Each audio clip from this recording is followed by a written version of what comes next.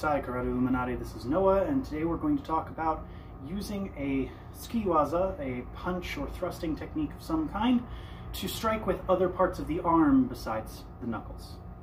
So this is going to be something that you're typically going to use at a much closer range than a normal straight thrusting technique, where you might be back here and throwing a strike that's in that sweet spot for this full extension. The strikes that you're going to be using where you're hitting with other parts of the arm while extending, you're going to want to be much closer for. So this is going to be more close quarters.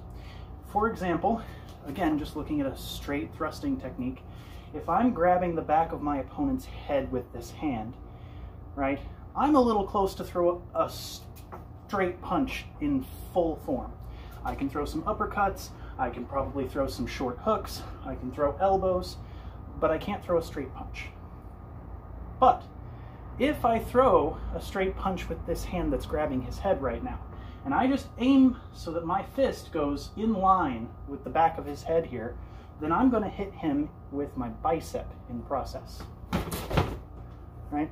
Now this isn't as powerful as a punch by any means, but it's still jarring, and it's very, very hard to see because it's so close to him and it doesn't look like anything. So just shooting that back can jar an opponent kind of out of their headspace.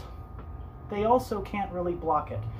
They can try to block these, but they can't do a whole lot about that. So it's a sneaky technique to throw in, not a fight finisher by any means, but it can help you get an edge in the moment. Now, instead of hitting with the inside of my arm and the bicep, I can strike with the outside edge of my arm instead. Now this is going to be something that's a little bit of an intentionally grazing strike. I can, of course, throw my short punches in here, but if I miss by just a little bit, by turning my fist just like you would in a normal Tsuki-Waza, I can kind of grind this bone across their face, sort of in a cross-face type of a manner, but at punching speed. Now again, not as good as a full-fledged punch, not as good as an elbow even, right? But again, a little harder for them to see coming because I can shoot this from right in front of their face this way. And it's just something to throw them off just a little bit so that I can follow up with any other techniques that I would like.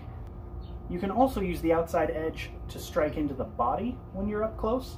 If I've gotten very close here, then rather than trying to throw an elbow in here or a punch, I can try to slice this across his body. Now typically I'll only be doing that if I'm intending to go under his arm.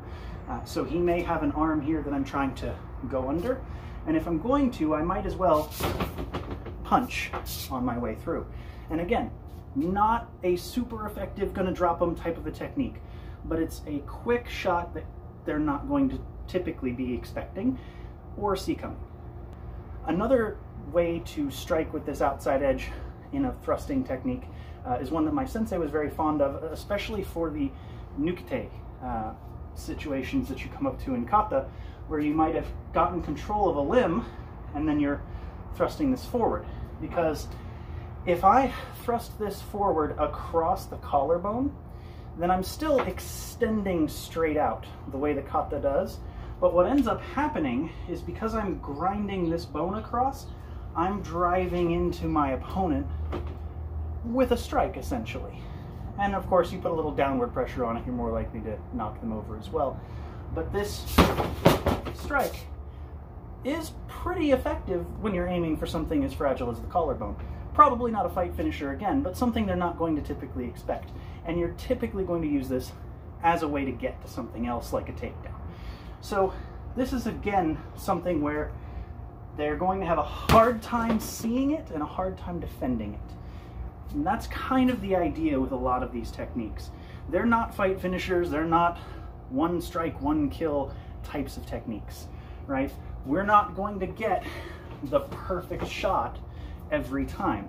And sometimes when you're in close, you might want to play with your other options that they're not going to see coming, having a hard time blocking them, that sort of thing, because it throws them off balance mentally and gives you an edge in the moment.